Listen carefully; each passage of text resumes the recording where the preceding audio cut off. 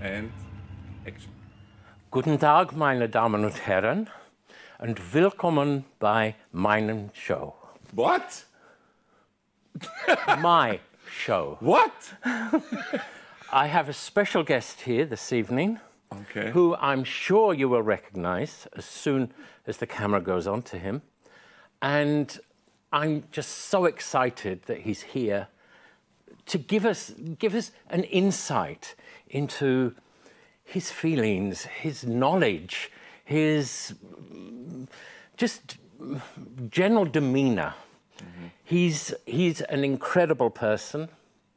He is someone I've known for, I don't know how many years, but 35. far too many, 35 years.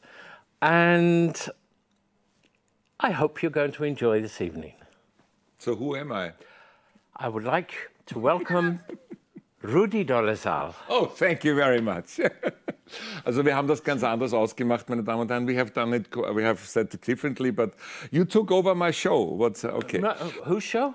Yeah, it was my show Yeah, until I invited you. Was. Yeah, until I invited you, and now you're sitting in my chair. I'm sitting here. Yeah. Okay. Next thing is I'm probably out of the door, and No. Well, in an hour we'll talk a bit. Okay, and then you throw me out. You know. Yeah. Okay, good. Yeah. No, but actually, wir haben uns einmal gedacht, wir machen das andersrum. Und sozusagen, ich werde vielleicht ein bisschen was gefragt und dann werden wir sehen, ob wir zurückschauen. We said, maybe it's funny to do it the other way around. And so, I'm yours, darling. Where do we start? But first of all, I have to say, excuse me, that this is obviously a program. Das ist ein Programm, das wir auf Englisch machen und Sie haben deutsche Untertitel. Falls Sie es noch nicht gewusst haben, das heißt ohne Markup mit tolle Zahl. Aber jetzt viel Spaß. Bitte. But you don't need the German subtitles for my introduction. No, because you surprised me. See, You see, this is it. I do things. No, but the thing is, on the red couch, as you know, I say always for my guests, it's not you have to tell the truth. Yes. And you said all the time, I don't speak German, I don't speak German, I don't speak German. But I knew that you understand at least 80%, right? That Well, you say that so that you check out, what is he saying about me? Yeah? Of course. But darling, you go on. don't. No, I don't understand anything. I'm happy that if I sometimes understand myself. Okay, we've known each other 35 years. Do you remember the first day? I actually, I would lie, which I'm not No. allowed to. Hang on. If I say I remember the first day, but I can go back in my memory bank up here, which is what I used to write my book, which is quite good, actually. I'm lucky as well. Surprisingly. I don't think you were present around One Vision in Munich, because I do remember, I always have pictures in my head, yeah? I do remember Jim Hutton. Yes. He was there. He's actually filmed in the control room once by me, so it's easy that I remember him. So that was my first video. But the second one, which was Friends Will Be... No! Hang on! It was One Vision. Yes. It was, remember... One Vision was in the Music Line studio in Munich, and we are revealing now a secret which actually was meant to only be revealed in my book, My Friend Freddy. But here it is. Für euch, liebe Schatzis. I was filming this in the Music Line studio in Munich. Yes. Which is the most boring situation you can get as a music video director. I get my probably only music video to direct for Queen, and what is my chance? In a sound studio. Yeah. Okay, with microphones and ugly... Cables. Exactly. Yeah. So, no, this is not ugly, this is great. Thank you, Sini. He designed this. And anyway, so... I filmed there, we can talk about that another time, but when I got the final track of One Vision, there was a choir, One Vision, which they never sang in Munich. So I called Jim Beach, the manager, and said, Jim, what am I supposed to show with this choir? Oh, yeah, they did it while they were mixing. It was a spontaneous idea. I said, oh, great. And what am I going to do? This is a video which just shows the band playing in the studio. There is no action, there is no animation, there is no photographs, nothing. So he said, oh, you're right. I said, we have to do a reshoot. So, but the problem is there's only one day when all 4 of them are available, and it must be London.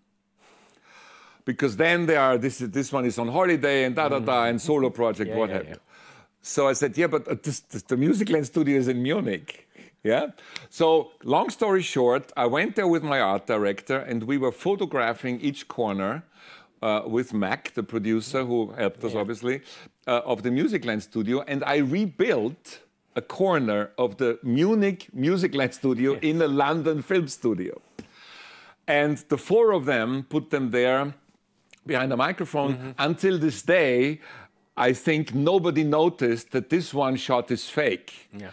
There is a microphone, they have a different clothing, whatever. So this was not in the Musicland studio, it was in London.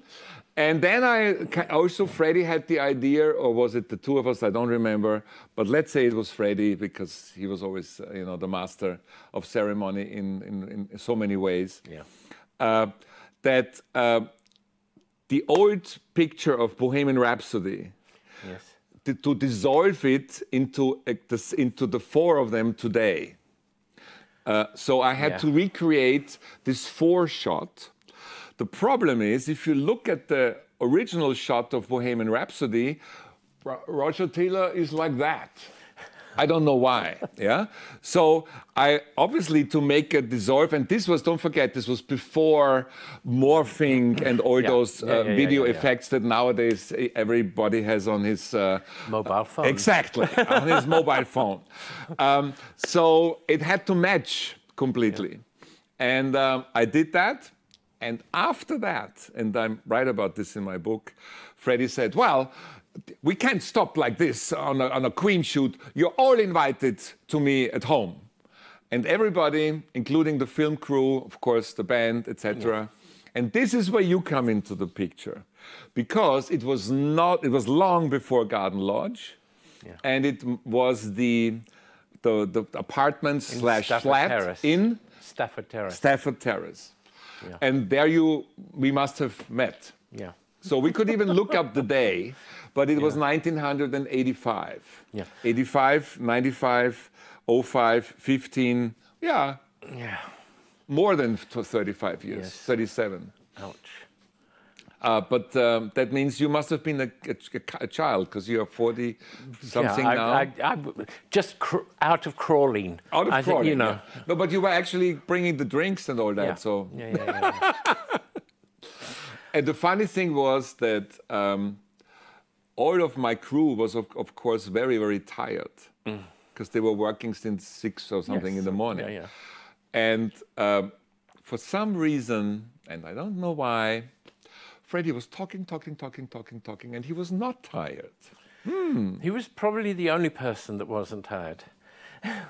But you know why? Reserves of energy. No, there was this white powder. Ah, okay. Okay. This one. They call it. Yeah. Anyway, long time ago. I didn't know what it was. I thought it's a painkiller or something, and it takes it through his nose. I just thought it was dust and wipe it away. Oh, that you were the one who swiped it away. Where's my blow gone? Anyway, so thing is that one after the other was falling asleep or going home, and in the end, and this leads now with all the funny thing to a very, very special moment in my life, which I actually haven't told so many people, so you're getting this out of me.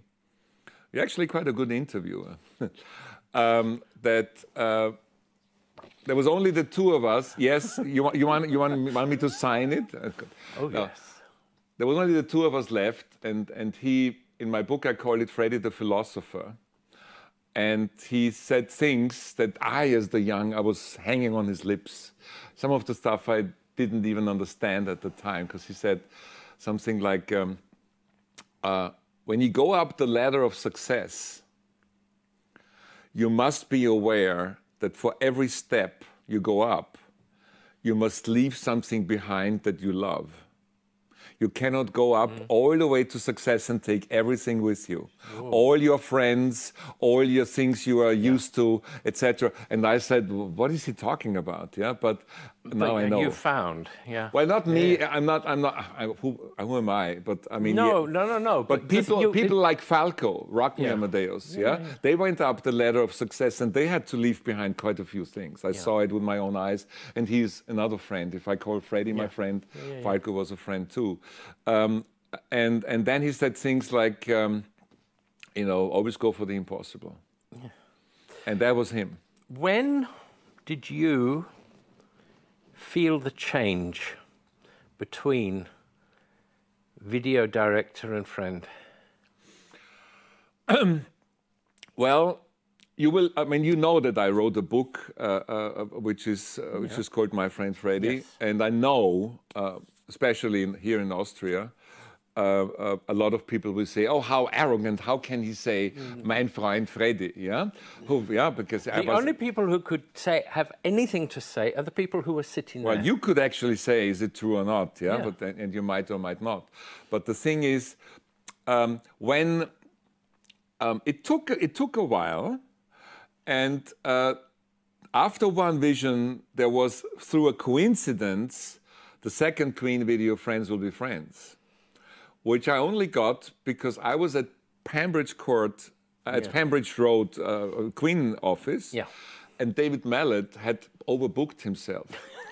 And my dear friend, and at that time a very famous music video director, still is, he had said yes to a Tina Turner video and to the Queen video, and then they happened to be on the same day. So I heard Jim Beach talking on the phone, saying, "How can you do this?" And he put down the phone, honestly, this was like it, and said, "What are you doing next week?" to me. I was there actually saying goodbye because I was finishing the paperwork for One Vision. It was a coincidence. And I said, "What do you want me to do?" And he said, "You're going to direct the next Queen video. Friends Will Be Friends here in London. You have 1 week." And that was the first one in London. Whereas Munich was my home turf in a way, Vienna, Munich, and with my crew. But in London, there was that. And after that, I found out that he always wanted to have me. So that was the first step, was from a video director, like there were many others. I wouldn't say to that, but together with David Mallet, who still continued doing stuff, the two of us more or less did anything. And I have to mention my partner, or my ex-partner, as well. We're doing most of the work of the videos, including the solo videos, because I also did Living on My Own, and altogether it was 32 Queen-related videos. I've and with the documentaries. No. Music videos. Okay. 32 music videos, one song, one video, including the Brian May solo, the Roger Taylor solo, the Freddie solo, and Anita Dobson, who was produced by Brian, but was like a Queen video because he played on it and he wrote the song and so on. But then came the time when he said, coming back to your question after a long introduction, I'm sorry, just call me when you're in London. Or come around. And then he asked me around, and we met very often. And then I was there, and we didn't have a project, and we didn't have anything to discuss Queen or Freddie Mercury career related. And there's this famous photograph that you took when I look like I must have had half a bottle of vodka and I don't know what else. Like, and you went upstairs in Garden Lodge, which is as people will know in my book, because you were so kind and make a drawing. There is the main living room, but it had a little stair. Yeah, and there was the musicians' gallery. Yes, which is like a little balcony. And on the stairs, you went up and you were making a photograph of what I call the inner circle, with Brian and Roger, but also a Trip, the sound engineer. Yeah. Crystal. And we were doing what? We were playing Scrabble. Scrabble. Yeah. What else? And I was sitting next to Freddie, and I looked so drunk or out of it. And the funny thing was, remember that one? That the funny thing was that you put little, how do you say, bubbles that we were saying. What do you call it in English? So kleine Sprechblasen. Yeah. Yeah. I don't know. Anyway, but so with me you put Which Way to Hollywood, and that was exactly my face. Like, I want to be famous. I'm here with rock stars. I'm out of it. I have no idea what I'm fucking doing. Which way to Hollywood, and things like that. Yeah. No, I mean, that was definitely already a time when I considered myself to be a friend, because playing Scrabble with the hardcore people that are either for the tours. I mean, also Trip. You know, I mean, I don't know how many hundreds of music of Queen and shows he. The thing is, even at that point, I was still the youngest of the group. Of the group of people. I mean, the youngest in the newest. The newest, yeah. The newest. I joined in '79. Trip had been there for years before doing the sound. Crystal had been there for years. Ratty was there for years. Ratty, before me. Yeah. You know, so of that group, I was the newest. So, but the thing is, they had this way of making you feel part, welcome. There was never 1 minute that I felt that I don't belong here. It's just not. That is the thing which is really intriguing me, because, as you know, I'm a very shy person. Yeah. I mean, now you're supposed to start laughing, but I am honestly in my inner self, like my sons, by the way, not an outgoing person. The outgoing way very often is to cover up the shy. Yeah. Or cover up insecurity in the beginning. Yes. And then it sort of becomes a habit that you talk. But at the time, I felt home, and I wasn't even... I mean, this included everything, like when Freddie was offering a glass like this, almost full of vodka, I was drinking it. Because it was like, okay, he's doing it, I'm doing it. And you were, which is a bad thing, you know, because I did it because one of the people that I really liked and found very, very interesting did things that I said, okay, if he's doing it, I'm doing it, yeah? Do you have any more questions, or should we change over? I'm not answering favorite sex position. You must. Red couch. No. It doesn't say I have to answer all the questions. You can ask what you want. If I'm answering a question... No, I just was making When was the last time you dressed up as a woman? I actually never did. But you did at the birthday party in Munich. Which birthday for Freddie was it? 39, I believe. 13, not 37? No, I think it was 39. 39 could be. Yeah. No, 37 was the interview that I did. The prostitute said, I don't look too bad for 37. Remember? Yeah. But you weren't there at the interview. That was Paul Prenter. No. Who was like... he was the personal manager for the band. He was the personal manager, and he spent all his time with Freddie, so the band said, well, he's not our personal manager. Okay. And that's where then Paul moved over just to be taking care of Freddie. Yeah, then I had to take care of Freddie because Freddie was moving away out of England, and Paul had to stay in England, so... Yeah. No, that was at the end. The Paul Prenter chapter ended very ugly because he was selling private pictures to a tabloid and things like that. But anyway, that's a different story. But there was the birthday party in Munich. Yes. And it was a black and white party. And you came dressed as a woman. Yes, because we were supposed to. But I wasn't dressed as a woman. But I was black and white. Huh? You were working. You could. But so was the photographer. Yeah, he was. And he was a woman. He was dressed in. Yeah. Freddie didn't. Maybe that was. Well, that was only my third video, or even second after one. Oh, and so Freddie wouldn't want to ask you, "Oh, please dress up as a woman," would he? Well, maybe. I mean, Freddie knew very quickly that I'm not gay. Oh yeah, that I'm a heterosexual But the thing man. is, that would never have bothered him. Yeah. Sex and sexuality was not something that bothered him at all. You know, because he hated the idea of boxes. You know, of putting people into a box. And if you talk about their sexuality, they're in this box, and they're in this box, and that he hated. People are people. Absolutely. But now you're more answering. This is why I'm suggesting. All right, let's move. But you did a great job, of my friend. So we are back to normal. Okay. If there is anything like normal in any of your shows. Any of my shows, ja. Also, meine Damen und Herren, ich begrüße Sie zu einer ganz anderen Sendung ohne Maulkorb mit Dolezal. Sie wissen, das ist die Sendung, wo die Leute auf einer roten Couch sitzen, die Wahrheit sprechen müssen und wo ich interessante Gäste habe. Und heute ist es, wie schon er sich selber introduced hat, my dear friend Peter Freestone. 12 Jahre persönlicher Assistent von Freddie Mercury, an seiner Seite bis zum Schluss. Mein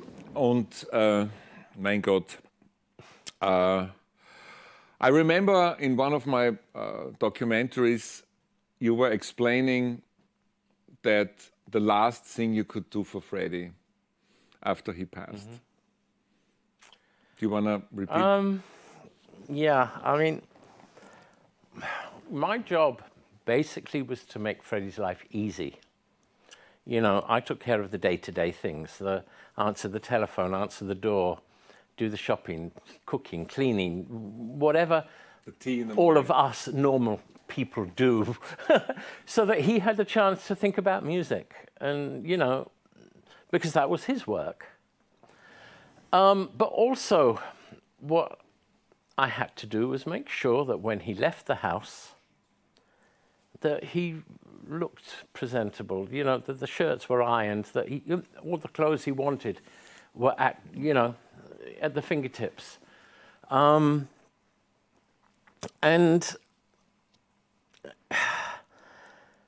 on the 24th of November, 1991.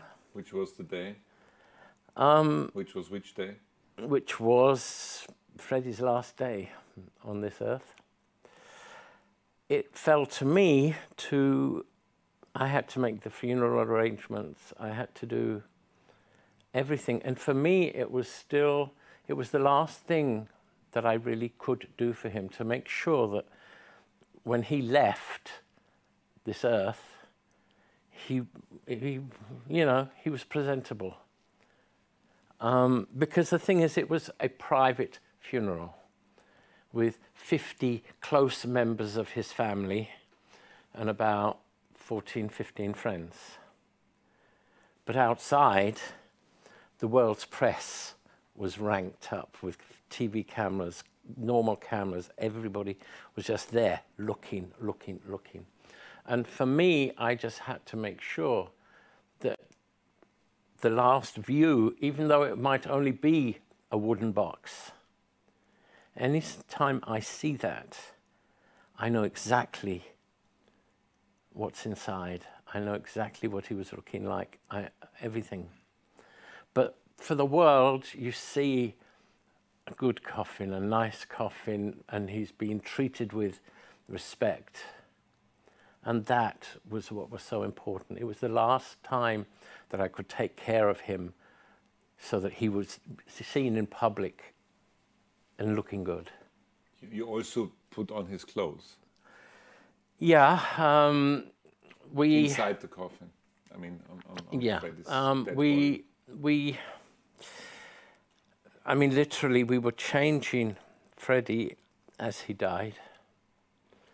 And I mean, it's not like it's something that's announced, you know. All we noticed was just suddenly he just stopped breathing. So we actually put the clothes onto him, things that he liked. He loved these particularly. There was these red shorts, that satin look, and he had those on. You know, it was things that he felt comfortable in. Because for me, this is what he was going to wear forever. You know, I know that sounds stupid, but this is what I felt. And he just, the sad thing is because with that whole, at that time, it was classed as an infectious disease. So he had to be put into a black zip bag, and that was it. It was never going to be opened again. Mm. So what he was wearing at that point would never change.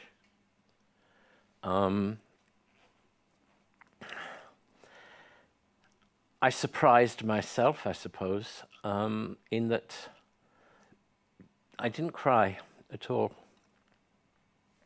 at the time when he died. I can see here in my head, Joe Finelli and I were upstairs in the bedroom when Freddie was being taken away. And I was just holding Joe's hand and he was just shaking and shaking. And I thought, I have to be strong. Someone has to be strong now.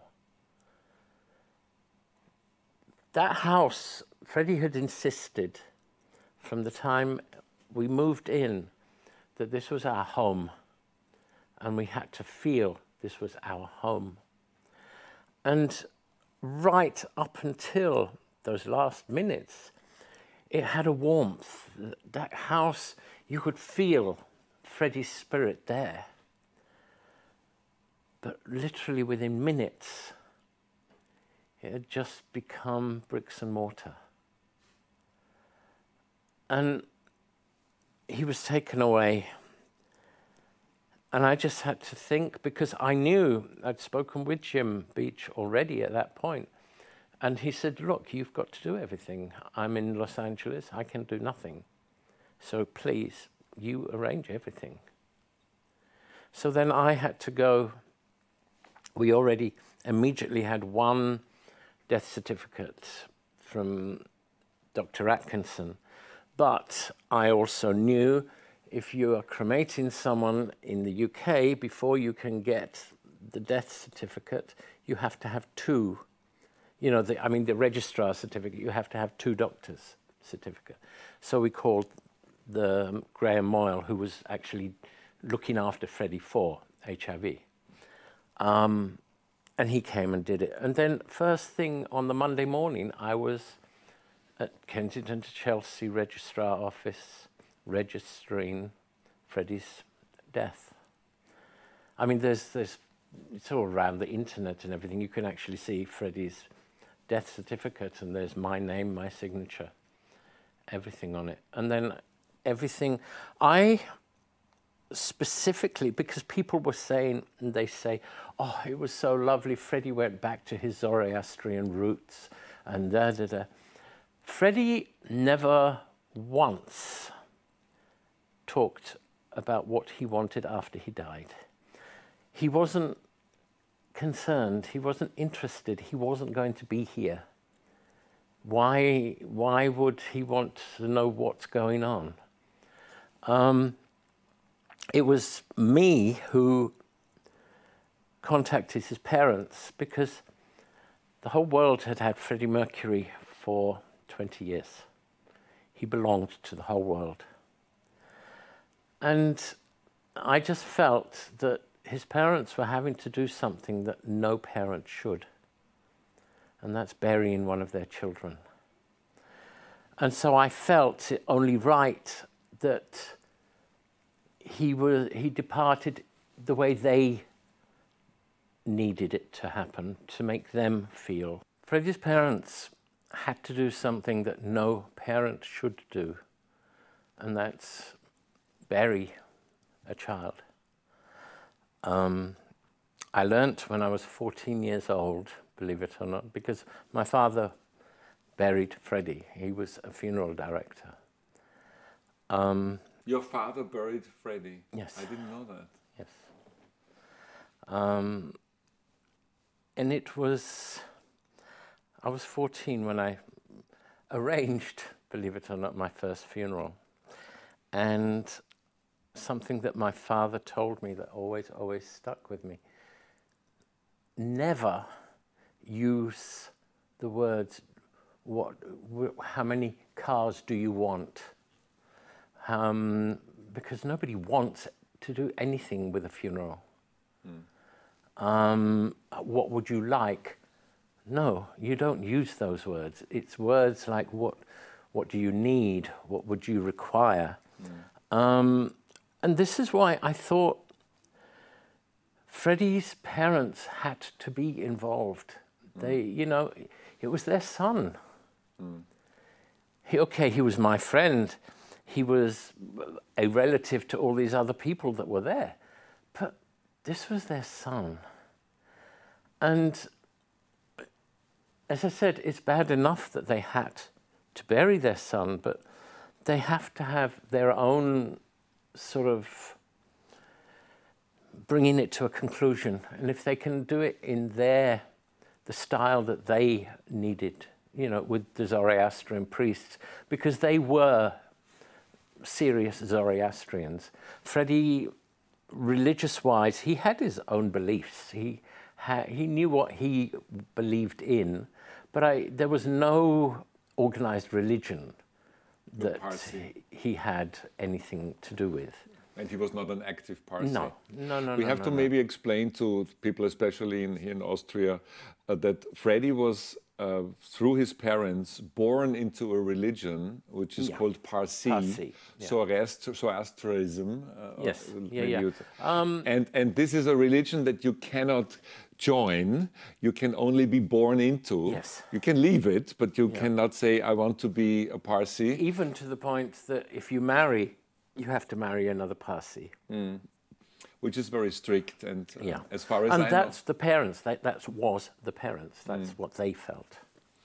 I think also that, that the Parsi religion has very strict views for homosexuality, and in other words, it's... But you see, that's why Freddie actually kept his parents very much away from his life. There were definitely two lives. There was the life of Freddie and his family, and there was the life of Freddie and the rest of the world. We could also say the real Freddie. Well, both of them were real. Yeah, really? Both of them were real. Because he was real to his parents. He just couldn't be the Freddie he wanted to be with his parents. Well, that's what I meant. Because he didn't want to rub their noses in it, you know? He didn't want to make them have to face the fact that their son was totally against their religion, because then it would reflect on them as well. So that's why, you know, people asked, but why did he take Mary everywhere? For his parents' sake. She spoke to his parents a lot more than he did. You know, she had much more contact with them. Because they thought that Mary was his girlfriend. Yeah, because she was there at the beginning, you know, and because she stayed even after 74, when they split up, but they still sort of were together as friends. So you know, they liked her. So it was a good buffer for Freddie between him, his life at home, and his family. I know this is now sort of more serious, but I never heard you talk about those moments, and we did many interviews together. So this was. You see, you're still bringing things out. Yes, and it's also something very touchy, because I see that it moves you as it moves, of course, on me. But let's go back to this day when he left this earth. one thing that I realized very soon when it became more and more obvious that he was very, let's say, fragile, and of course, days of our lives, the last one, etc., was that he didn't want many people to see him like that. He wanted not so much that he was so, I don't know, full of himself that he wanted, but I think he didn't want, and please correct me if you see it wrong, if you see that differently, he didn't want to be a burden to other people. No, of course. That was the reason. He didn't want to be seen as the weak person who is losing his eyesight. He wanted absolutely no sympathy from people. He didn't want to walk into a room and people say, "Oh, come on, sit down, Freddie, you're going to be tired." He never wanted that. He wanted to keep going with his life as long as possible. The reason that he withdrew from people, that he kept pushing friends away, was because he wanted them to remember the happy, smiling, laughing Freddie that they had known for so many years. So many people now say, "Oh, we knew Freddie Mercury had AIDS." No, I'm on the red couch. The only people who knew were the people he told. Okay, 1,000 people can guess, but the only people that knew were the ones he told. No, it was the band. Of course, the house, which includes you. Yeah, I mean the four people that he lived with, his entourage and his lover. And he told me once, he asked the band over and said, "This is the fact, I have this disease, and I never want to talk about it again." Yes, that's how he told me. Yeah. In 1987. You know now, and this is it. Yes. I never want to talk about it again. And the thing is, I know one of the reasons why he told us in the house, because we were looking after him. And what you know, if we didn't know, and say he cut himself, and we have to go and clean it up and make everything, we have to be aware of what could happen. We were... Because you could be infected with the HIV virus. Through the blood. Yeah. Joe and I were taught how to give him all his drugs and things through the Hickman line in his chest, because he didn't want nurses around the house to go in and out of the house every day. He didn't want to be in the hospital. He wanted everything at home. So we were taught, and the first thing we were taught is you always have to put on a pair of gloves. Both Joe and I think it lasted 2 days with gloves, and then we couldn't wear them anymore. There was absolutely no way we could touch Freddie with gloves. It didn't worry me, the infection side of it. It really did not worry me. But I could not touch my friend with gloves on. If I have to touch him, I want to touch him. And that's what, in the end, the doctors were so kind to Joe and me, because they paid us such a huge compliment, because they said people with Hickman lines suffer so much because normally it's infected within 3 months. It has to take out and put another one in. Freddie had his for over a year, and there was never once any infection. And that's because of the way Joe and I were dealing with it. Why don't we think for a moment of this man that we are talking? I think about him every day. Different situations. But you know, when you said the thing with the gloves now, what it reminded me of something that I experienced. When I was over at Garden Lodge as a friend and not as a video director, it was always, and you know that, it was always at the end, although I'm hetero, yeah, it was a kiss left and right to go. And one of the moments when I was pretty sure, maybe, yes, I know, through Barbara Valentine, I knew that he had AIDS. Because she thought, I know. Yeah. And I showed her a video. It was one of the miracle videos, the one on the train, I think, in her apartment in Munich. And because I was considered in a circle, she thought, I know it for sure. But I didn't, I was guessing, but I wasn't knowing it for sure at the time.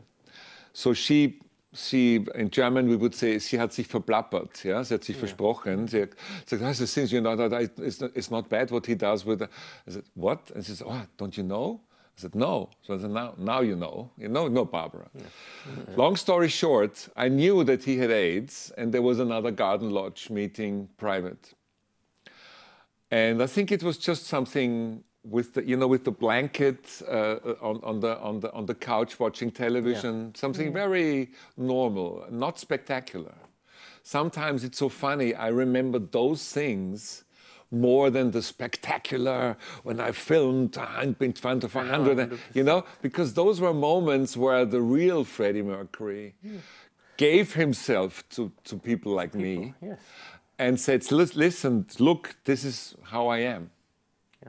If I say this, I have to be careful that we not both start to cry. But if you fucking cry, we cry. But I know, but let me you're talking about. Yeah, let me please. And then I was, of course, afraid because at the time with AIDS, people said, you can get it from the toilet seat. You can get it from a kiss. You can get it if you...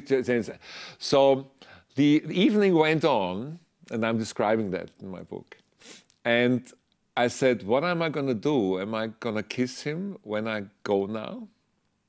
And I went to the toilet, the downstairs toilet. That house better than I. But and I said, should I take care? Should I tell him that I'm maybe afraid? I didn't know what to do.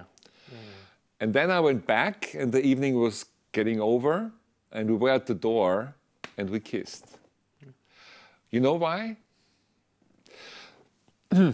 Because he would have never kissed me if there would have been the chance that he would infect me. Yeah. On the toilet, I was suddenly realizing it's okay when Freddie does it, because he would never do this to a friend if it wasn't sure. Precisely. Do you know what I mean? Yeah. Okay. No, 100%. I know exactly. But this, as I said, Freddie thought more of other people than he did himself. He was very much aware of what was going on with him. He knew about the rumors. He knew about, oh, don't touch this knife and fork. No, but the thing is... Only for the parents, you're right, or for other people. Yeah, because his parents were amongst the last people who he told. But I know the parents' problem, and I'm not in a strange religion, but I give you. And also, what I wanted to say is, because I was now crying, which I'm proud of. Yeah, don't give a fuck. Freddie doesn't want us to be sad. No, of course. He was a man of life. Yes, we can touch that, and if it comes out, it comes out. But Freddie would say, don't, he would say, drink a glass of champagne. I'm not drinking in the moment. Yeah. But he would say, celebrate life. Yes. Yeah, that was what he was about. Not that we are sitting here, but it comes, don't you feel it comes and goes sometimes? Yeah. And it's very rarely these days, but it comes still. But same to you? The thing is, do you want my personal thoughts? And not specifically Freddie. When anybody close to us dies, we become the most selfish people on earth. True. Because who are you sad for? You're sad for yourself. True. Because that person is gone. How are you going to deal with it on your own? that person has to be out of pain. That person doesn't have to feel anything anymore. You should be happy for them. Maybe he's in a better place. Yes. Probably. I mean, people were complaining because straight after the funeral, some of us went straight back to Garden Lodge. Jim Beach organised for champagne to celebrate the life of that man who we just said goodbye to. Because that's what Freddie would have done. Freddie wasn't a person, he was not a person who was sad. Sad was not part of Freddie's personality. Serious, yes. Concerned, yes.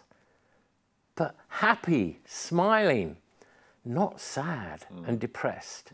Even when he had his diagnosis, he was not depressed. Because it took away the fact that he would get old. That was the one thing he was scared of in his life. That's true. Of getting old. And he was diagnosed with AIDS. He knew he would never become old. I mean, this is maybe, and this I mean this in a loving way and not in a cynical way. This is maybe, I mean, look what happened to James Dean.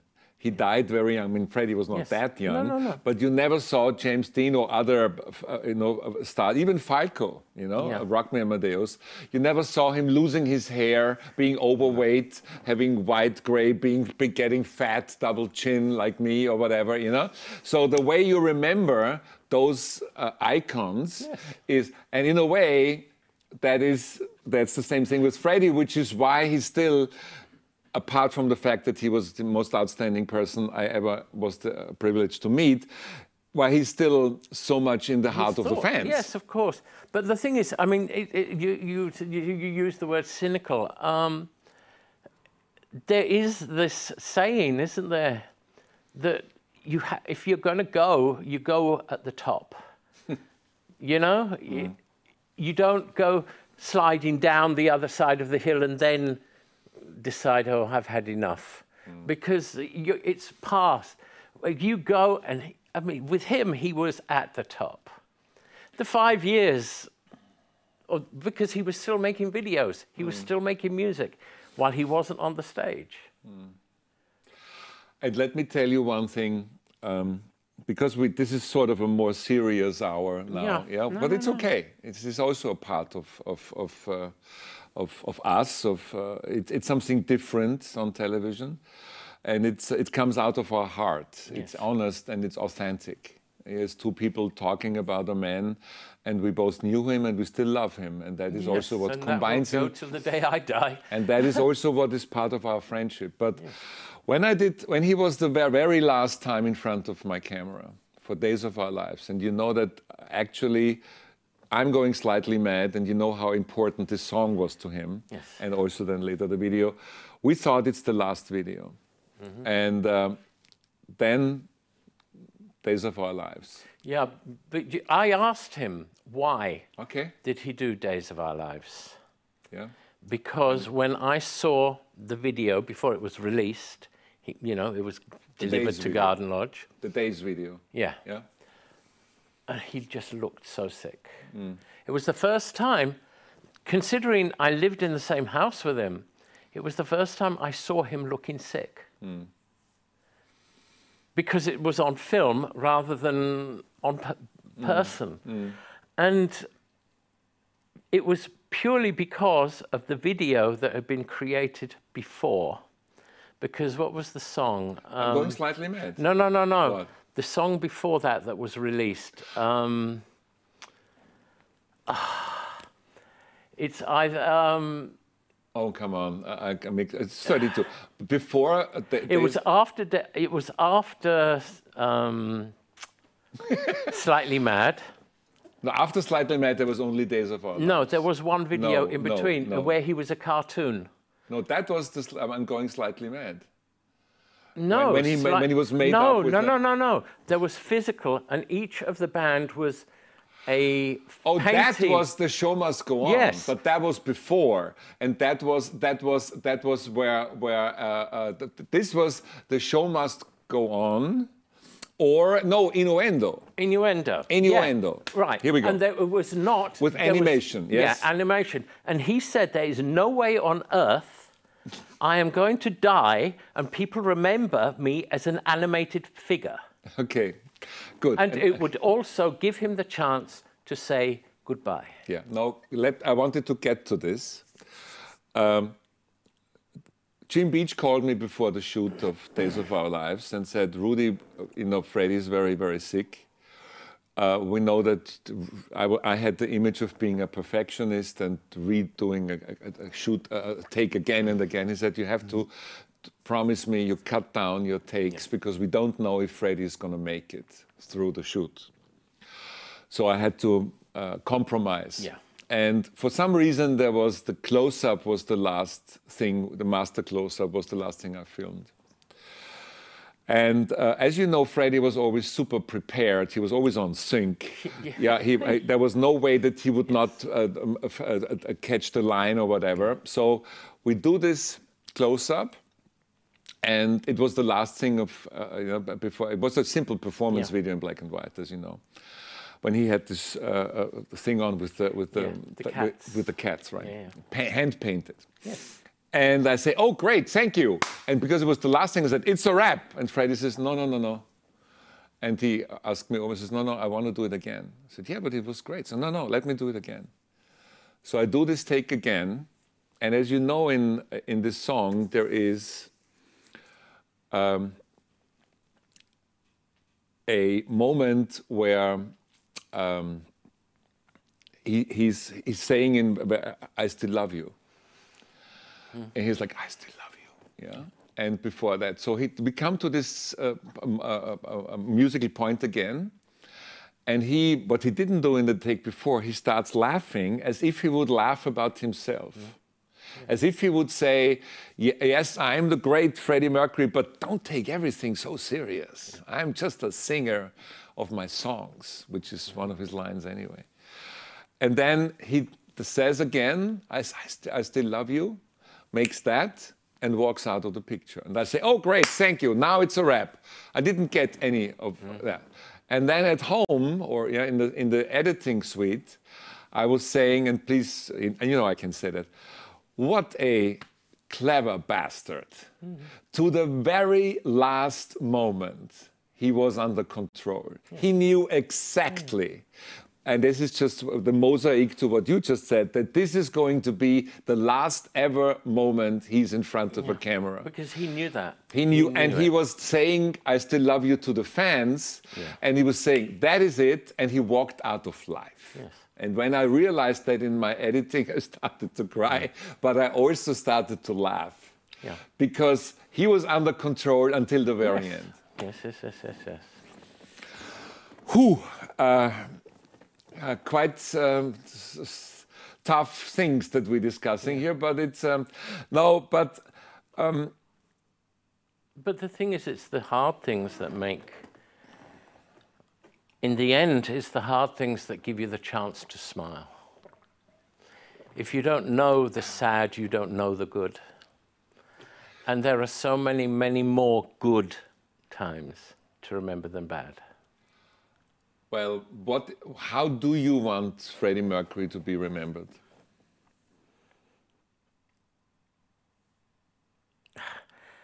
How do I, or how do I think he should be? Whatever you want, darling. Choose what you like. For me, he will be one of the greatest friends I ever had in my life, and will remain so. Even though he's gone now for 30 years, he will still remain so until the day I die.